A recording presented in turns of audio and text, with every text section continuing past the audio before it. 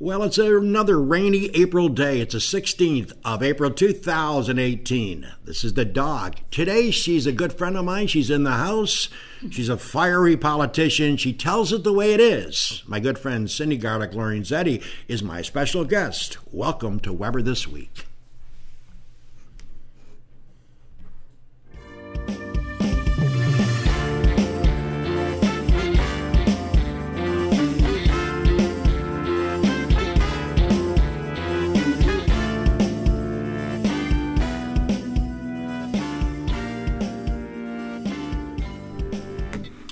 Welcome back, everybody. It's good to be with you. Well, it's good to be with you in the studio. My friend Cindy Garlic Lorenzetti is with me. We're going to talk politics. We're going to get some brief answers from her because we got a lot of topics to go through, and the show's only 30 minutes long, but it's good to have you back, Cindy. Thanks for coming in. Thank you, Harold. It's always good to see you. You know, just a quick note on the weather. Have you ever seen a worse April in your life? I made a comment on my Facebook page today. I don't recall a worse April in my lifetime. As I get ready for 73 in a couple of weeks, this is a miserable month. It's a terrible month. We need some sun and some warm weather. And yep. By the way, you wear 73 well, Harold. Not there yet.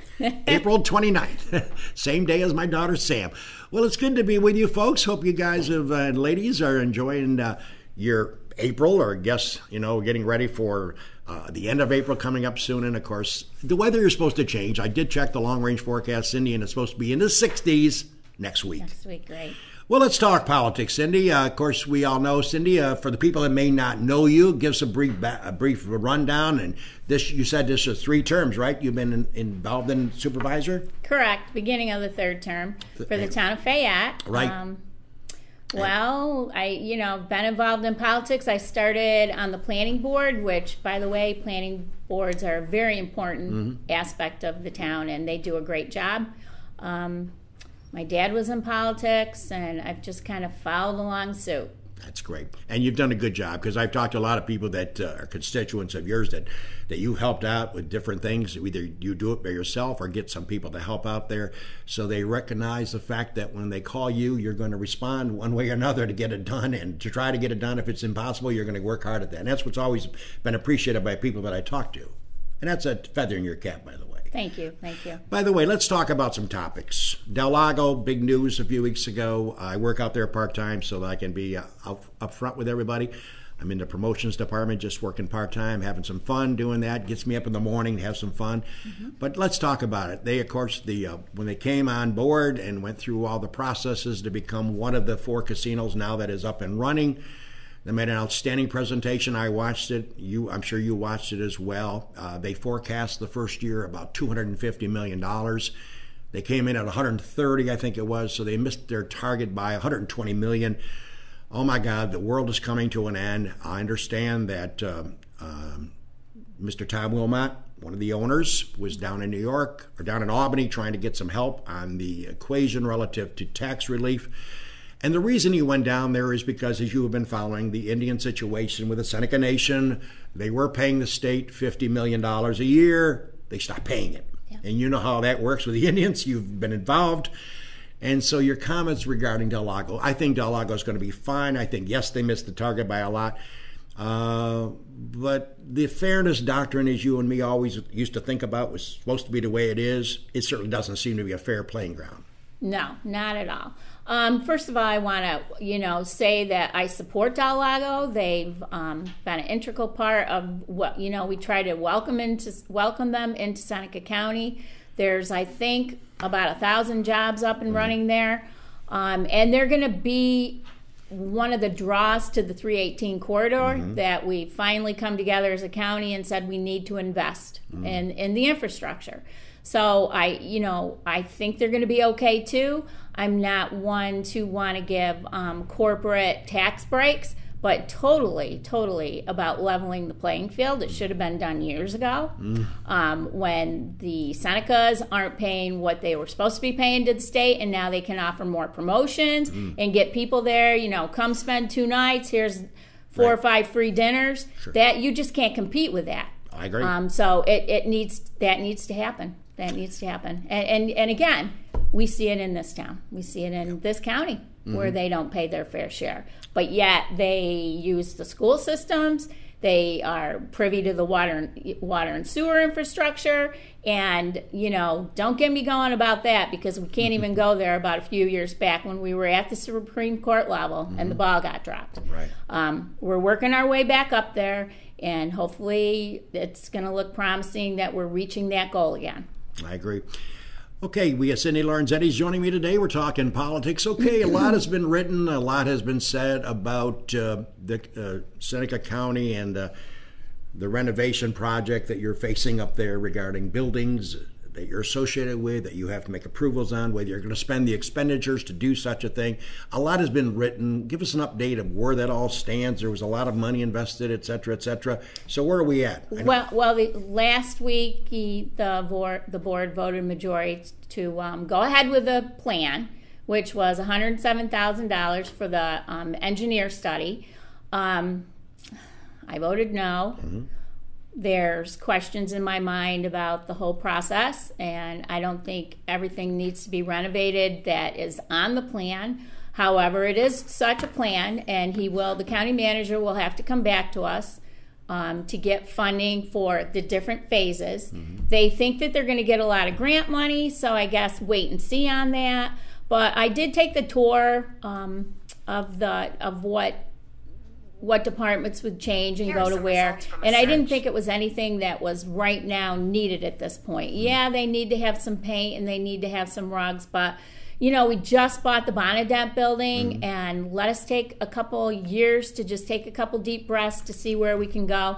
The big thing was moving mental health out of public health building. That was the big part of what I would have voted for.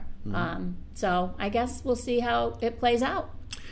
Yeah, and I know you'll keep us abreast, and certainly it's interesting for all of us to look at what's going to happen eventually down there. And as you know, there's always a price tag for everything. Yeah. And you can bring in grants, but there's still money that we're going to be paying. Well, the thing about grants is right. It's your tax-paying dollars, right. And people seem to forget that. Mm-hmm. We're going to apply for this, we're going to get that grant, but yeah, on the flip side, if we don't go for it, somebody else is going to get it. But don't forget, folks, that's your tax-paying dollars, that grant money. So, yeah, and I think my friend, you know very well, Gary Schlegel, the owner of McGee Diner. Mm-hmm. I've been out there many times, and his wife, Kathy. He wrote a stinging commentary regarding his Facebook page, which I will share, and I agree. As you probably know, about a week ago, the Finger Lakes Times took it upon themselves to do sort of a full-page editorial regarding Del Lago, and their basic theme was that suck it up, Del Lago, be competitive, because they didn't like the idea that the Wilmot family was down in Albany trying to get a tax break. And since I work there part-time and I know how things kind of work out there, I was saddened to hear that, because it seemed to me that they were taking a light approach relative to the unfairness that Seneca Nation has come into play without paying any money, right. Giving up the $50 million, where Del Lago is responsible and has made their payments and will continue to. I thought what Finger Lakes Times does, and I'm good friends with Mike Cotillo and Alan Brigman, those guys. I've been friends with them for years. I just got a real issue with the editorial. I hate when they do editorials when they don't put their names on it. That drives me insane. That's the paper's opportunity to do that. Yeah. But my point is, I thought it was a cheap shot. I thought they were really going a kind of away from the theme. Mm-hmm. If you and me are running business and you have $50 million more than I do to promote your business, you're going to kick my butt eventually. You're going to hurt me because you can spend money that I can't come up with. Right. I can give you $25 coming out of us to Del Lago, and they can offer them $50. Right. Guess where that senior citizen is going to go? They're going to go to the Seneca Nation. So to me, I love you guys up at Finger Lakes Times, but I think you missed the point. Mm-hmm. And I hated the theme they tried to present to us for that editorial, and that was, suck it up, be competitive. Well, it's easy to say that when someone has a $50 million advantage. And especially it's hard when you first start a business to be able to do that. I agree. So I'm disappointed. The one thing that he did do by going down there is he raised the flags to everybody, and maybe he's not going to get the tax break, but at least now people are going to think, why isn't it even playing field? Yeah. So he really needed to go to Albany in order to make everybody aware of the situation. Yeah, my bottom line with the Finger Lakes Times is they're friends of mine, but I think they missed the point, and I don't think they really needed to print that, because they made it sound like Del Lago wasn't doing that much to get themselves competitive. Trust me, I've been associated with that place on a part-time job for the last year and a half since we opened, and I think that's not the really answer. It's about the money. honey. It's the 50 million versus you don't get that. Right. To me, that's ridiculous. So, okay, that's my commentary regarding. Another thing that bothers me, and I know we talked about it before we went on the air, and it kind of gets under my skin, and I wanted to get Cindy's opinion, is talk about being unfair.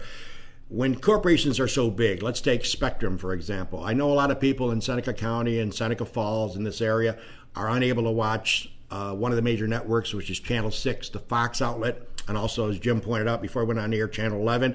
If you've obviously scrolling through your channel guide, you hear the stupid 24/7 Northwest, which owns the channels that provide them the Spectrum. They want a phenomenal increase for those channels. Spectrum is willing to give them a nice number, but it's not even close to where they want to be. This has been going on, ladies and gentlemen, for 8 weeks. I don't know about you. I do work part-time. I spend a lot of time out there working.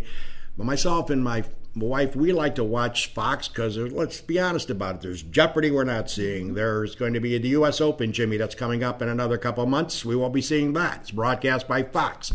I mean, you talk about Judge Judy. I love that. We love it. We enjoy certain shows. Yeah. Now we're deprived of it.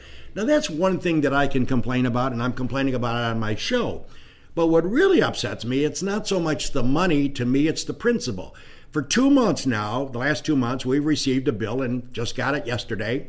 Or not yesterday, but today. And it was for the same price that we paid when we had the fourth major channel. To me, that's just not fair. And you and me talked about it before airtime.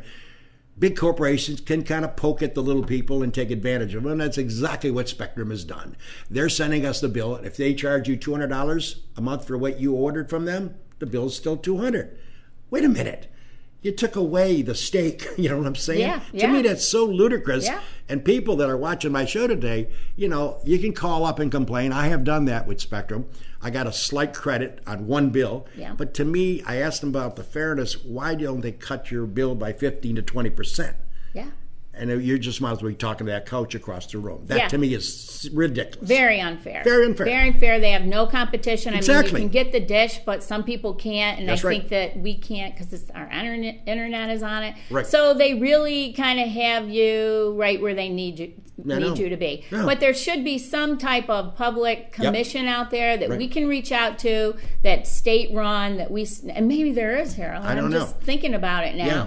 That we can voice our concerns and say, why do we have to pay the same price when we're not getting the same goods? And it's a major network. Yeah. It isn't Fox like, says, it isn't, whether you like the Fox, we all know it's pro-Trump, we get that. But they offer a lot of sporting events. They do. Yes. And myself and Jimmy, whoever else has Spectrum around Seneca County should be able to, if we're not going to get a service, at least cut our bill back. For sure. And they haven't done that. So I had to get that off my chest today because that has really bothered me. You know, you were talking about sewer and you're talking about 318 and talking about the possible down the road we're going to have businesses come in and different.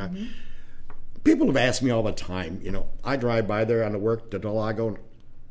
What is going on with that right now? I know you've got things going on 318. Yep. In your mindset, is this going to take place in the next few years? Oh, yeah, it's being done now. You think, okay, then eventually. Their sewer's being done now. Okay. So, yes, I do.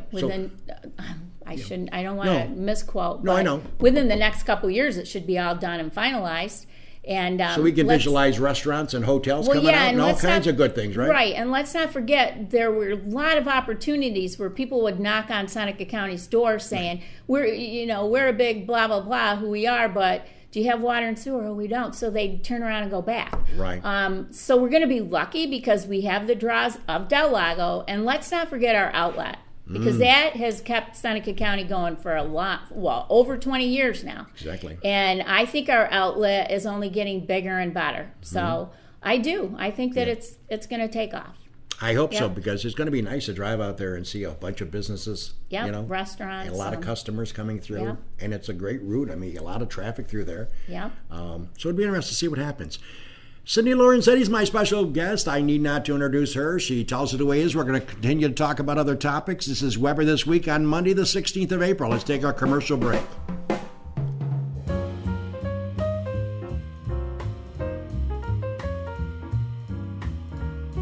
Del Lago Resort and Casino has something for everyone. 2,000 slot machines and 99 gaming tables. The Vine, featuring top national music and comedy acts. The dining options, The Great Portico by Fabio Viviani, the Farmers Market Buffet, the Social Cafe and Bar, and the 14,000 square foot European style spa. Del Lago offers massages, body treatments, and facials, plus a full service salon. Visit DelLagoResort.com for more information. Cayuga Lake National Bank. Visit Bill Ryan and his team for all of your banking needs. Offices in Union Springs and Aurora, a fine sponsor of this show for over 30 years. DA Liquor on Britt Street in Seneca Falls. Amy Padula and her team will find the right spirit for you every time. When you stop in, tell Amy the dog sent you.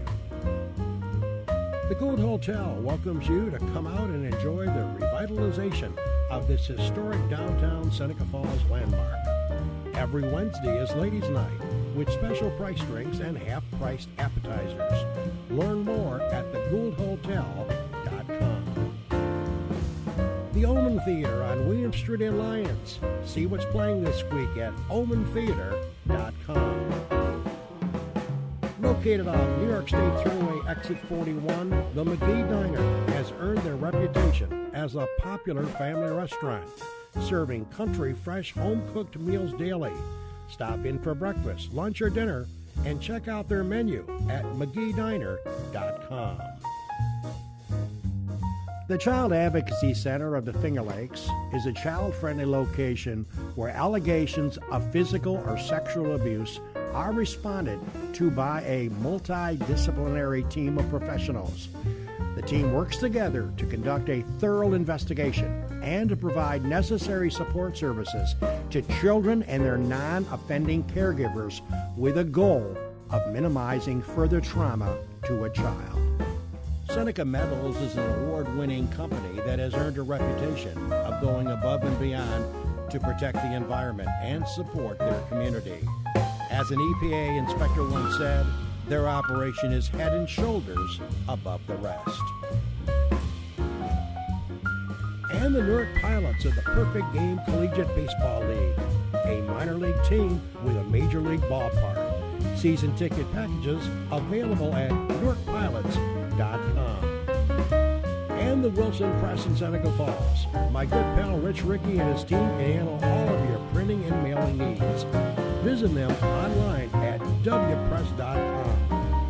Cicino's Live, Laugh, Eat Well. It's the Italian way. It's also the Cicino's way. Visit one of their 3 locations, Waterloo, Geneva, and now at Del Lago Resort and Casino. Order online for pickup or delivery at Cicinos.com.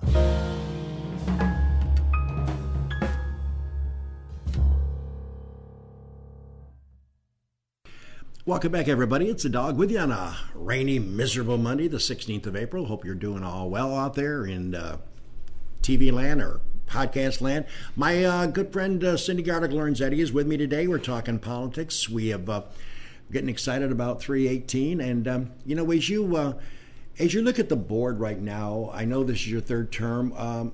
The makeup of the board, I know that you still are the minority, but you are I should point out, you are the minority leader. There's only 2 of us. Well, that's okay. Leader thing. of, well, wait a minute. A leader of 1 is just as important as a leader of 100. You're still the leader, correct? That is your title. Correct. Minority, yeah. But as you look at it, day to day or whenever you guys meet, what's it, once a month or twice a month? Well, we meet for the board meeting Yes. and then committee meetings. Okay. So, and then a lot of different meetings in between. Right. Yeah. But as far as the working of the board, and I know you're in the minority side of it, what is your opinion? You're always pretty outspoken about getting people to work on the same path to get things done for the county, because obviously your responsibility as a Board of Supervisor member is to make it better for county residents, right? Correct. Do you see that improving as, you know, with the situation presently? You know, do you see improvement, or do you see issues that need to get resolved? Well, we do have 3 new board members. Okay. So, you know, I think they have to get their feet wet and they have to kind of learn, you know, the dynamics of our board, which, trust me, is not always easy. Mm-hmm. Took me a while. But I also feel that, you know, we need to work together more, and we are divided on issues, and there seems to be Well, there's only 2 of us Democrats, Right. and then we kind of have formed a little bit of an alliance with a couple of the more conservative Republicans. So if we could get a couple more votes our way, I think, I'd be a little happier. But then we sometimes, people are going to say that's not true, but you get the North-South divide, and you can say it's not true, but I see it. And I don't consider myself either, because I'm in the middle. Sure. But South End gets shafted a lot. Yeah. From, what I follow, and certainly not to the degree that you obviously are being a member, it seems that they do get taken advantage of. They forget about them. They're in the South End, Well, and that's why the South End supervisors need to get together and say, we gotta vote this way, or we gotta ask for this. There were 2 people there at the meeting the other night that had got up and spoke privilege of the floor, which took forever to get privilege of the floor, but thank God we have that now. And they own a business on 89, and they wanted more pamphlets about the tourism. So Chairman Shipley had Margaret get him some pamphlets, but I raised my hand and said, now with the room tax and the extra money that's going the Chamber's way, maybe we should think about putting a little A-frame down there on Route 89 and making sure that it's always stocked and has the pamphlets and the brochures. Because there's a lot of tourism that heads that way. There's a lot of wineries down there. There's a lot of cheese places down there, breweries. Everything's not up in the north. Right. In fact, I kind of think, when I sit back and try to figure it out, I think that they have more of the wineries and breweries down toward the South End. Very interesting. From Fayette down. Yeah.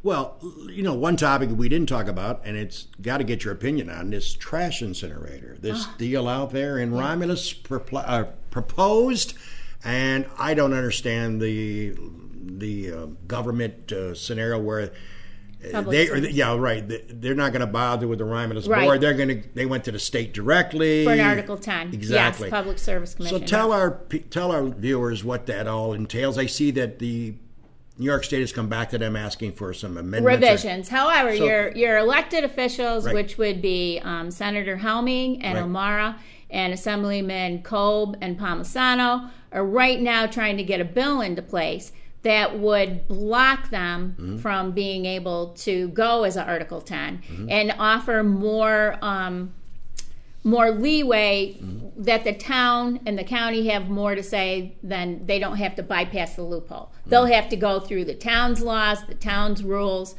seeker process. So that's all hopefully going to happen and hopefully get passed. The one thing I could say is finally this whole area took a stand. It took a while. It took way too long for our board to agree to it. And then I hate to do this, but I'm going to do it anyway. There was one board member that basically said, well, you shouldn't be voting against this. This is industry and blah, blah, blah. But yet then at his town board meeting, he voted for it. So I had to get that in. Anyway, finally, this whole region, everybody I could think of, all the important players, the other counties, the other towns, voted against it. And it's like, good. Everybody came together for the good of the region. Republicans, Democrats, conservatives, liberals. So your gut feeling, you've been involved in politics, them going directly to the state to get this incinerator built, what are their odds of winning? Do they have a shot? That is a good question. I just wondered. I know if they went back to the Romulus Town Board and the Romulus commissions, it's that planning board, they have no shot. Correct. Zero shot. Correct. But by going around them, that gives them a chance. Let's hope it's not a good chance. But yes. Could you explain to somebody like myself who graduated with a 63 average in 63, why do we have a loophole that allows them to bypass what you would expect the people who are living in the area to make the call? You're shaking your head because you have a good question. Another good question. Why do they allow a loophole? They go directly and hell with Romulus. They shouldn't. Okay, but it's there. It's in the law. Yeah. That you can bypass it. Yes. Wow. Yes. Well, it's just kind of mind-boggling. So much for the citizens' right to speak for their own land and their own opportunities. Well, the hometown rule, hopefully. But on the flip side, hometown rule sometimes then can be a thorn in someone's side, like I think it was the town of Reading with the gas storage. Okay. Right? And they weren't going to change. So it can be a sticky situation depending on how it is and who the players are. But again, I just think this whole region came together, and I'm hoping that they can get this bill passed, and that'll be the end of circular energy. Well, thinking of Del Lago's experience, and this is not your first rodeo, thinking about this trash incinerator, the only people that are going to benefit are the attorneys. Yeah. They're going to make a fortune. Yeah. In fact, let's not even go there. The attorney that is now Circular Energy's attorney, Mr. Knopf, we hired his services, was it 2 years ago, to try to stop the trash train. So it's like, really, because you worked for Seneca County on this and now you're coming back and you want a trash incinerator, which I thought was kind of a conflict of interest because we had, brought him on board and paid him, the county did, but I guess it wasn't. Well, Cindy Lorenzetti has been my guest. We got a few minutes left, but as you and me have been friends a long time, we're going to give a sports update. During the commercial break, Cindy brought up something which I had not read yet. I got the New York Post home. Okay. Yeah, New York Post home. I'm going to read it when I get out of here. Or the Empire Report. I'm sorry. The Empire. Yeah. But it just has a rumor going around that the embattled coach who was fired from Louisville, the legendary Rick Pitino, who used to be Jim Boeheim's assistant way back when, right, Jimmy? A long, long time ago. Making, I don't know, $8 or $9 million a year to coach basketball. Nice job if you could find it. Supposedly is in maybe potentially running because he wants to work again as a coach. He didn't care by what level it was either. And you had seen something that said maybe potentially Siena? Correct. Wow. I think it was the Empire Report. Yeah, read it this morning. And Jerry McNamara's name was also in the ring. Yes, I hope that's not true. I'm kind of glad, speaking of coaches, I'm kind of glad Mike Hopkins has done so well, leaving Jim Boeheim, who's obviously gave him a lot of years. And everybody wondered when Mike was going to get the job. Yeah. There was rumors a couple years ago that Jim would have been gone by now, but now Jim's son's coming next year, so that won't be happening. But I'm glad to see Hopkins having a great year. Yeah, I agree. And he's doing well, so that's good. I agree. So as you were working on your third term, and you had mentioned that sometimes it kind of burns you out. We've been friends long enough. What is your feeling about going and doing what you've been doing the last several years? Has the fire burnt out? Is the flame smaller than it was? Is you still have the passion? I know you have the passion to do good things for the county in your area, but what is about your makeup regarding ongoing, what you've been doing all these years? Does it dim now a little bit for you, or are you still excited to do things that are good for people? Well, it's not dim, but I'm also a little more realistic about what I can change and what I can't change. Mm-hmm. So I think I'm putting more of my energies on where I think I can make more changes. There's things that I'd like changed, but if I'm not going to get the votes, then it's why take the time to try to do it, unfortunately. So. But there's a lot of fight left, and I'm just in the beginning of my third term, so I'm going to continue to do what I'm doing and try to make it better for the people, just the normal, average, tax-paying people of this county. And I might add, your partner is no longer on the show, Steve Churchill. No, and I miss him. He's in a more relaxed mode. Yes. Versus not having to worry about meetings, agendas. Yes. He said he made the right decision. I do miss him being on the board, but I'm glad for him. His business was getting busy. He's got his grandchildren and his wife, and I think all is well with him, so God bless him. That's all is well. And your family's doing well? Thank you. That's great. Well, listen, it's always good to have Cindy on, and we'll have you down the road, and maybe we'll have that Mr. Man join you. Well, yeah, I invited Supervisor Heisen. I call him Senator. I do. I'd give him that nickname years ago. Begged him a couple times to come. I go, you need to come on the show. Yeah, with the lights, Bob, we'd love to have you. And we've been friends a long time. And you guys just ask, right? You don't try to corner us or you're not trying to set us up for anything. And you just ask the questions and we give you the answers. Well, we enjoy you coming on as well. We look forward to having you come on again down the road. So thank you very much. Well, our good friend Cindy Garlick Lorenzetti has been my special guest today. Let me give you a rundown on what's going to be happening the next couple of weeks. I won't be here next Monday. Jimmy's going to probably do something, I guess, or figure out something in my slot here. And then, it's kind of nice, Cindy can appreciate this, the following Monday, which will be the 30th, We have a special interview. Judge Dennis Bender is coming on as his farewell exit interview. I had him on a year and a half ago. He was a great interview. It took forever to get him on with his schedule. But, of course, he's retiring, which I think is a dumb rule, by the way. 70 judges having to be removed or step down at 70, which I think is kind of stupid. You know, really, 70 today is like 55 or 60. Exactly, I agree. And, you know, Judge Bender's a great guy. Yeah. Have I always agreed with every decision he's made? No, but he works hard for the county. He's done a great job as not only a lawyer, but as a DA, now, of course, as a judge. So Judge Dennis Bender, our special interview here on the 30th, that, of course, be a Monday. And we have booked an interview with Billy Weston, the general manager of the Gould Hotel. Billy Weston's done a great job over there. He's kind of renovating the place, got a different look, different food items, different hospitality. He'll be here on May 14th. So we'll keep you posted on guests that come on the Weber Show. So speaking for my good friend Cindy Garlic Lorenzetti, Cindy, again, thank you very much. Along with Jim Senecropi, take care, everybody. We'll catch you next week. Jimmy will anyways, here on this show. Take care.